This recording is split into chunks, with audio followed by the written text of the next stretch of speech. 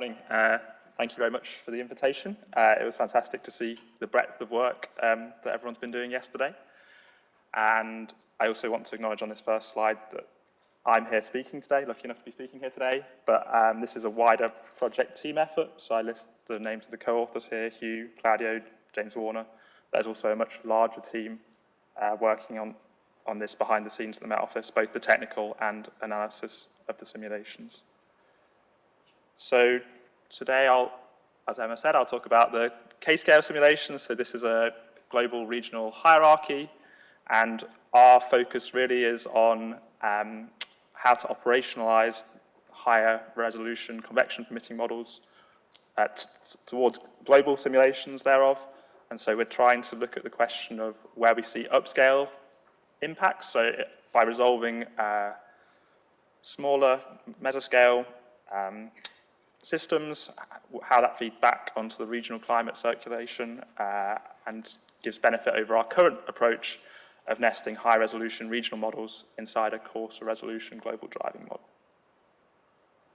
So I start with this kind of motivational figure. So this is our current limited area, 2.2 kilometer simulation looking at Madagascar and Eastern Africa.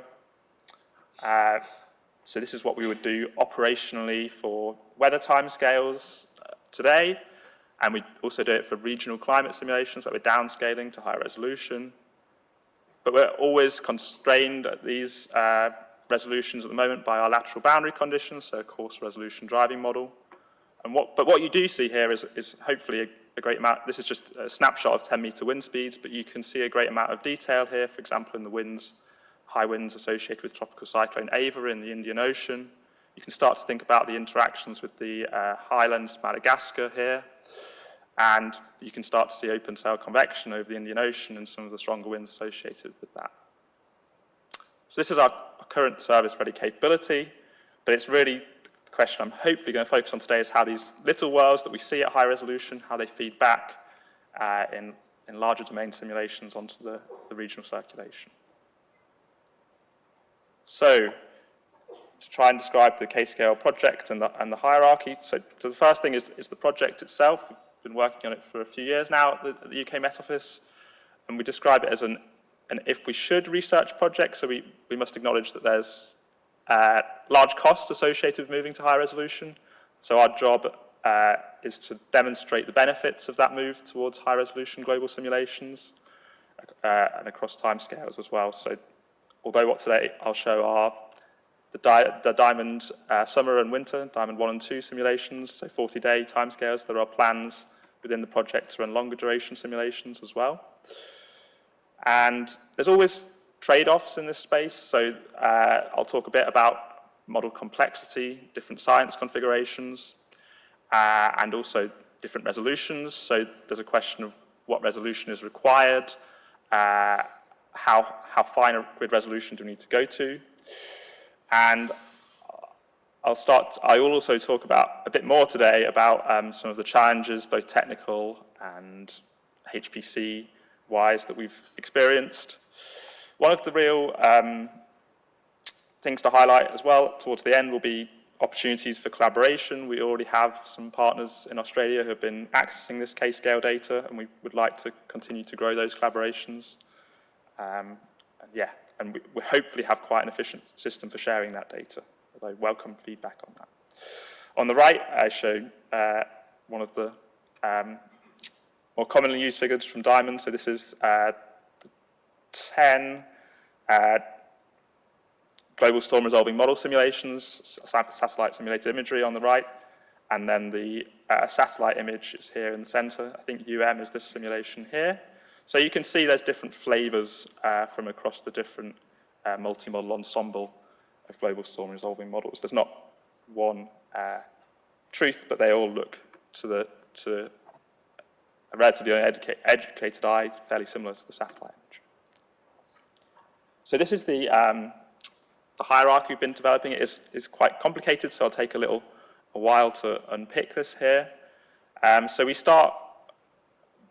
There's two global model configurations, which I'll speak a little bit more about. One's using the global atmosphere land configuration in the top left, so it's running at 10 kilometer resolution, parameterizing deep convection. And then we nest a cyclic tropical channel at different resolutions inside that. So this is new functionality for the Met Office Unified model developed by Claudio Sanchez in the regional modeling team. So there's no east-west boundaries here. There's a northern boundary at 26 degrees north and a southern boundary at 40 south. So these are our large domain simulations and running both with parameterized convection and global atmosphere physics and with regional atmosphere physics, so explicit convection, a different microphysics scheme, a different large-scale large-scale or cloud fraction scheme. So that there's large changes here between the global and regional configuration. We also run limited area models. These are continental scale domains, so akin to our current operational approach, so focusing on South America, Africa, and Southeast Asia. And we run those at 4 kilometer and 2 kilometer resolution. In the top right, we run the same hierarchy, but nested inside of this time a global 10 kilometer explicit convection configuration using regional atmosphere physics. So one of the good things about RAL3 is that there's no longer a tropical and mid-latitude split. The science settings are unified, so you can run a reasonable model of everywhere. We're not suggesting that you start running. We're aware that 10 kilometers with explicit convection is not what we want to be doing and won't ever be operational, but hopefully I'll explain as we go on the reasons for doing that. It allows to unpick some of the differences where you're seeing upscale impact from when you change your science configuration, when you go from running global parameterized convection to explicit regional convection inside, you see large changes on a fairly short time scale, whereas the upscale impact that we're trying to unpick is it takes a longer time scale to be seen. On the right then, so the periods that we've been focusing on, as I say, are these diamond, summer, and winter periods. The results I'll show today are from diamond summer. Yeah, we've developed this hierarchy in order to try and explore explicit convection global compared to the traditional nested LAM approach. Okay, I don't think, after Tomoki's presentation yesterday, I don't think I need to say too much here about diamond. But what I will say is it's been a fantastic international collaborative, and as part of that, we've had simulations at this, what we call global 5 kilometers, which is actually an N2560 simulations. And I think one of the things that this project has highlighted is that different problems that different modeling centers see when running at high resolution. So for the unified model, one of the big issues is we're still running on a longitude-latitude grid. So when you're running what we call a global 5 kilometer simulation, I think the grid spacing east-west near the north and south pole is actually 10 meters. So a lot of your computation expense is actually being used up by the poles. And as Emma said in the introduction, one of the reasons for moving towards ALFRIC is that we don't have that longitude-latitude grid anymore. We're a cubed sphere mesh in ALFRIC, so we have more capability to run at high resolutions when we move towards ALFRIC. But the point of showing this figure was, again, to show this is from Jurtal 2021. This is the same tropical cyclone across different models, global storming resolving models. And we see that there's not necessarily convergence towards a single solution. Different models have different solutions for both the intensity and structure of the tropical cyclone there. And on the right, I should also highlight in the bottom right that the simulations I showed today from K-scale are different. They differ from the Diamond protocol in that we're using daily updating SSTs, and we're starting from analysis. So they're marginal changes that just help us with our workflows to run the simulations more easily. So in order to answer the upscale question, we need to first think about what changes when we run at higher resolution in terms of convection and precipitation. So if we don't see any changes in our convection and precipitation as we move to high resolutions, then how might we expect if there are no changes, then we couldn't expect them to feed back onto the large-scale circulation, whereas if we do see changes, then we might. So I start just with 2 lines from the hierarchy, and we're looking at this, in this case, precipitation PDFs. So the black line here is satellite-derived observations from GPM. I did notice this morning there's a typo. This should say glob10 gal here. So the blue line's glob10 gal with parameterized convection. So there's an increased frequency of light rainfall in the parameterized convection simulations and a decreased frequency of heavy rainfall relative to GPM. And this is across all the subregions. And the plots I show like this will continue to be in that order from South America, Africa, Southeast Asia. And then if we think about the impact of downscaling, so our current technique of nesting high-resolution lambs inside a global parameterized convection model. So we shift towards having more heavy rainfall, more frequent heavy rainfall, and less frequent light rainfall. So, but also more heavy rainfall than GPM observations suggest as well.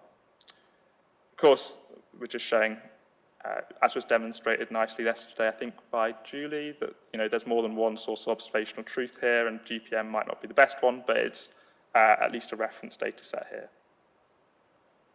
So then what we need to think about here is our resolution question. So how much of this change in the intensity of precipitation comes from resolution and how much from changing the science configuration.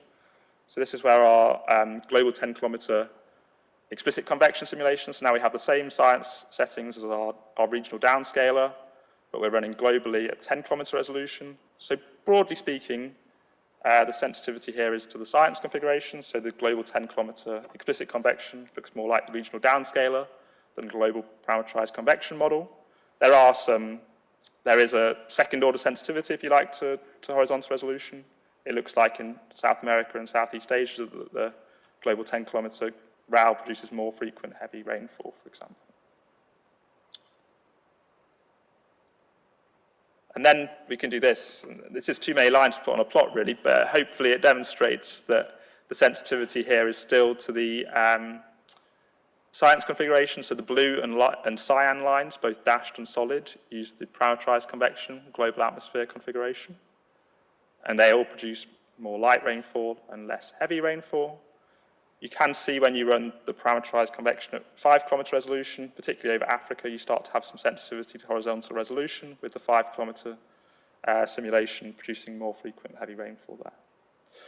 Similarly, for the regional atmosphere, so we've got a variety of flavors of cyclic tropical channel, limited area models at both 2 and 4-kilometer resolution. And again, there's some sensitivity to horizontal resolution. So as you shift towards 2-kilometer, that's the green lines. You start to see a slight shift to the left of the distribution. But really, the prime difference across the hierarchy is based on which science configuration you're using. So then we can also think about the timing of convection in the tropics. So looking at South America, Africa, and Southeast Asia again, and just starting with global 10 GAU, which, as is common problem for parameterized convection global models, produces a diurnal cycle that initiates convection earlier in the day and peaks at around about the local midday in South America and Africa at least. Whereas if we shift, this is our regional downscale here in kind of the olive green color at 4-kilometer resolution. We shift the timing of the diurnal cycle later, so we can imagine the change in the timings of cloud cover and distribution changes as well. Start to think about how that might affect regional circulation patterns as well. So the timing is sort of 3 to 4 hours later over Africa and South America.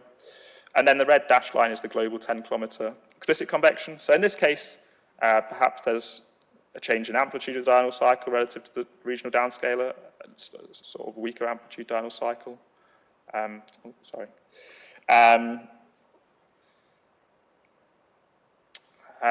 But then also looking at Southeast Asia, there's still, even when running at high resolution, there's still issues. So we don't capture the complex diurnal cycle of Southeast Asia, even with a 4-kilometer or 2-kilometer regional downscaler.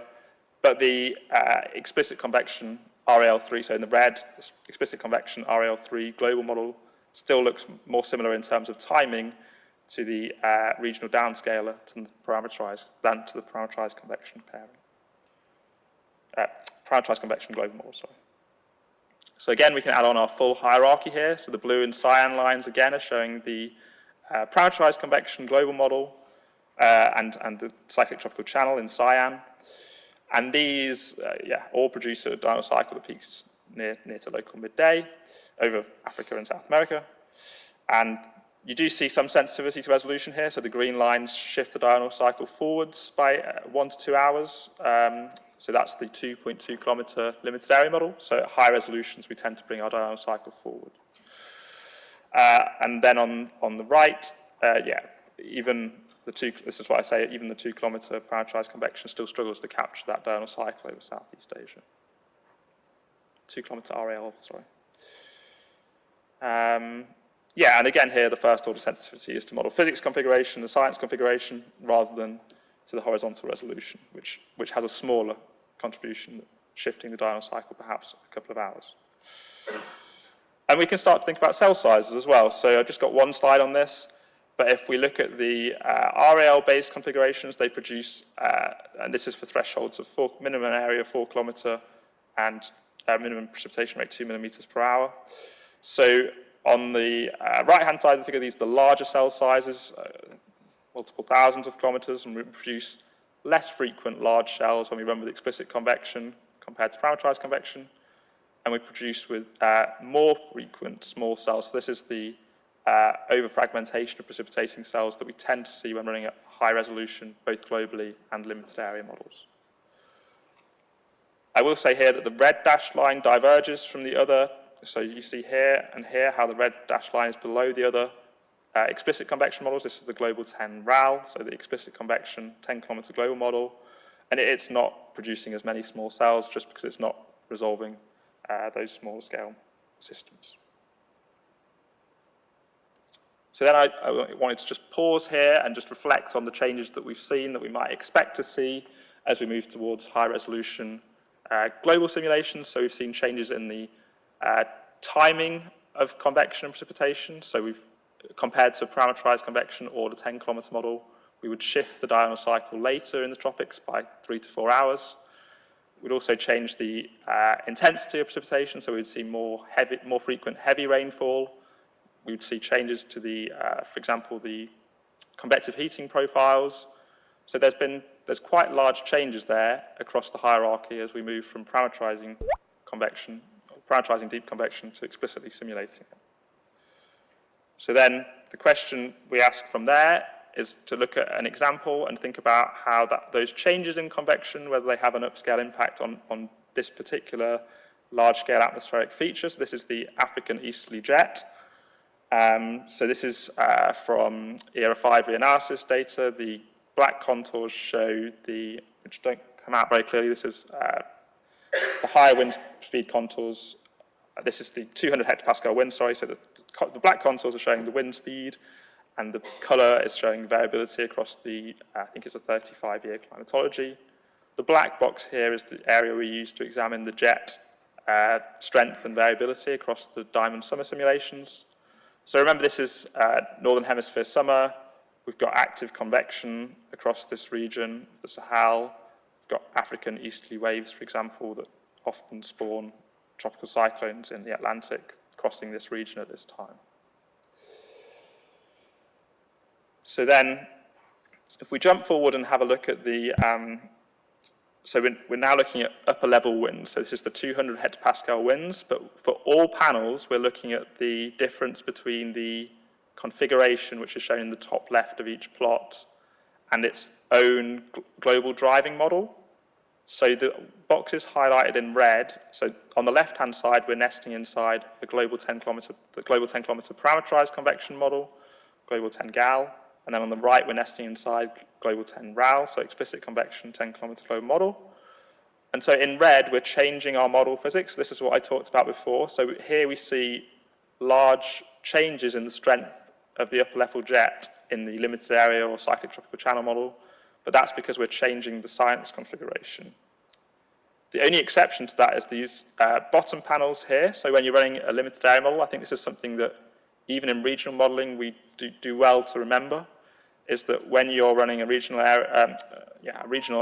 model, your large-scale flow, for example, upper-level jets, will be coming from almost exclusively, I'll show on the next slide, almost exclusively the variability and strength of that jet will come from the global driving model. Even when you're running relatively large domains, these are a couple of thousand grid points in the north, south, and east-west direction, these simulations, and the jet strength and variability is dominated by the driving model for the limited area model simulations. Interestingly, when we look at the cyclic tropical channel, we've got explicit convection regional physics here, and we see quite significant changes in the upper level jet strength. This is even when we're running inside the explicit convection driving model. So in our limited area model simulation here, we don't see any change in the upper level wind strength because it's constrained by the lateral boundaries. In our cyclic tropical channel, where we've got no east-west boundary conditions, we can see changes in the upper level jet strength start to emerge, and they look to be focused on the region where we see most active convection across Central and West Africa at this time. So then what we need to think about is the time scale on which those changes in jet strength emerge. So just to highlight again, the green lines here are the limited area models, so the green solid lines nested inside the blue global driving model. You can see how that jet strength is really closely tied to the jet in the global driving model, and similarly the green dashed lines nested inside the red solid line, and it's got a completely opposite bias in terms of jet strength relative to ERA 5, which is shown in black. So the green dashed is weaker mainly than ERA 5, and the green solid's significantly stronger in terms of jet strength than ERA 5. But the key point being that when you're doing a limited area model simulation, these large-scale forcings will just come from the global driving model. The variability and strength will be tied to that global driving model. In magenta, you have the solid and dashed lines nested inside respective. These are cyclic tropical channel at 4 kilometer resolution, nested inside respective driving models. So we see how it takes around about 10 to 14 days for those lines to diverge from their relative, so up until around about here. They're relatively closely tied to their parent driving model, but then we start to see divergence after that, where the jet strength alters and becomes more divergent from the global driving model. So that's an interesting timescale for us, for myself, as kind of an NWP-focused person, in that we run our current weather forecast models globally for around 14 days, and if it takes 10 days for this upscale feedback to really cause a diversion in the up-level flow, or large-scale flow maybe I should say, then that's an interesting timescale. I think you can start to ask questions here around as we move closer towards true kilometre scale simulations, so like the simulations that Tomoki showed yesterday. How would that change the timescale if you start to resolve more of your mass flux and more of your mesoscale detail? Then does that change the timescale that you see the feedback onto the upper level circulation? And so I just showed Africa here, the center panel. This is again differences relative to the driving model. And so you can see the differences for the limited area model down here at the bottom. But then at the top, you can see South America. This is the Atlantic ITCZ. There looks to be a feedback in terms of up-level winds over that region, and also for the subtropical or mid-latitude jet in the western part of South America. Southeast Asia is a bit more complex, and as we saw before, there was a bit more complexity with the diurnal cycle, so perhaps not as strong signal over Southeast Asia as over the other regions of interest. So I'll dash through some computational costs. I think it was spelled out yesterday that these simulations are expensive, but just to highlight, so part of our plans to complete the hierarchy is to run a 2.2 kilometer cyclic tropical channel, and that is 30 times more expensive than running a 10 kilometer global model. So if you think about this trade-off between ensemble size and domain size, then you can run 30 of these 10 kilometer ensemble members for the cost of one of these 2.2 kilometer cyclic tropical channels. So we really do need to show the scientific benefit of running at high resolutions globally over our current approach. So we can just briefly touch on the technical and scientific challenges. So we had lots of challenges with the 2.2 kilometer cyclic tropical channel, which are still ongoing in terms of I/O and how much time we spend reading and writing input files and output files. We also have challenges around ancillaries, which have been plaguing us with global 5 kilometer simulations recently. So we've been trying to run coupled global 5 kilometer simulations, atmosphere-ocean coupled, rather than just the land-atmosphere coupling that I've been showing today. And we've also been trying to move towards new HPC resource, both our own new HPC and the new ECMWF HPC. And yeah, there's also been challenges with moving baselines of different science configurations. So our next steps will be to run longer duration simulations, to hopefully run this, as part of the Diamond 3 effort, we're hoping to run 13-month simulations at global 5-kilometer resolution, but also for the full hierarchy, which we'll examine internally at least, and hopefully have collaboration from others on that too. And we'll also be hoping to test a new scale-aware convection scheme and have our global 5-kilometer in near real time, probably towards 2026 rather than 2025. So I'll close up there and leave my take-home messages on the screen because I'm aware I'm slightly over time. Thank you very much for listening, and I'm happy to take any questions. I'm here all week. Okay, thank you so much. I was wondering if you think, or to what extent you think the boundaries of your tropical channel experiment also affect the results, and how you sort of choose how wide that tropical channel needs to be. Yeah, I think, yes, the boundaries will still have an effect. We hope that so I focused on the sub-regions, which are more distant from the boundaries, and obviously we don't have east-west boundaries, so if you're looking at things like the zonal winds, not such a large impact. But we do have plans to try and run, I think I didn't put it on here in the end, but one of our next steps is to try and expand that cyclotropical channel to go to 44 or 45 south and 44 north. That involves overcoming the Himalayas and the Tibetan Plateau, which are some of the reasons why it's currently limited to 40 south to 26 north. Okay, thanks. Thanks for the interesting talk. About the jet over the Africa. Yeah. Do you think it's the local momentum transport that's changing the jet, or is it like a larger scale zonal circulation, or maybe the MJO? I don't think it's the MJO because it wasn't a particularly active MJO period. So one of the things that we'd like to look at in the longer diamond simulations is MJO and how that's different across the hierarchy. So my colleague James Warner has done a bit more work trying to understand whether it's the full, because obviously the jet starts over the Indian subcontinent and you can see it, you can follow it westwards, but I think it's actually the full, he's looked at the full jet across the Indian Ocean and it's actually changed across the full area, so it's not just limited to just Africa, so it's not local convection necessarily, it's required to have that. So it could be the shift of the center of convection over the tropics and maybe not the local convection. Yes, yeah, could be. Thank you. Question. Hi, thanks for the interesting talk. So with the Southeast Asian convection, you said you were moving towards a coupling with the ocean. Yes. Maybe it's an obvious answer, but do you think that that will improve the convection? And if so, what resolution in the ocean do you think you'd need in order to do that? Yeah. Good question. Obviously, we hope, I mean, given the complexities of the orography, seas in that area, I guess, that we want to run at high resolution and couple, and we hope that it will help solve what's been a long-standing issue with the diurnal cycle over that region. I wouldn't really want to comment on what exact resolution of ocean model we might require in order to do that. We have, for our global 5-kilometer simulations, we'll couple to a 1/12 of a degree ocean model.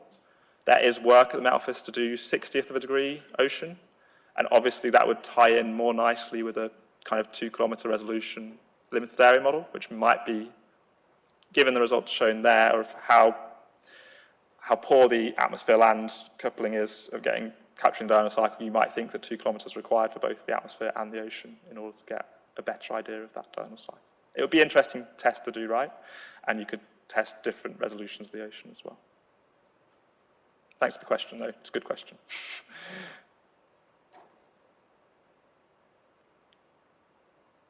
Any more questions for Richard? I had one on that diurnal cycle. Yes. So, have you considered, particularly over Southeast Asia, splitting it up over land and sea? Yeah. So to explain a bit further, I guess the complexity of the diurnal cycle in Southeast Asia is that you have convection initiating over land and then propagating over the sea, and it's often it's suspected that often the main problem is that not getting the propagation over the sea correctly is the main issue. We have split by sea and land, and we still see that our explicit convection simulations are worse than they are over Africa and South America, even for the land, just the land portion of the domain. So it does look better than this, admittedly, but it's not fully solving the problem just looking at land. Hopefully you could hear that on the mic still. Sorry, I was looking at him. Hi, sorry. Yeah, hi. I was wondering, as we're going to higher resolutions in atmosphere and ocean and land, are the interface boundary conditions still valid? Is that something we need to revisit in terms of standard kind of Mononobokov length scales that we're using for fluxes of mass and momentum across the boundaries? It's a good question, and one that I'm not sure I'm fully qualified to answer, given that these are only atmosphere and land at the moment, rather than I'm not really a atmosphere-ocean coupled person. So having said that, our global, it probably depends on exactly how high resolution you're going to. So the global 5 kilometre simulations, we're still running very similar to what we do at 10 kilometre resolution, even with explicit convection. I think Andy might have a better answer for you for this question, maybe.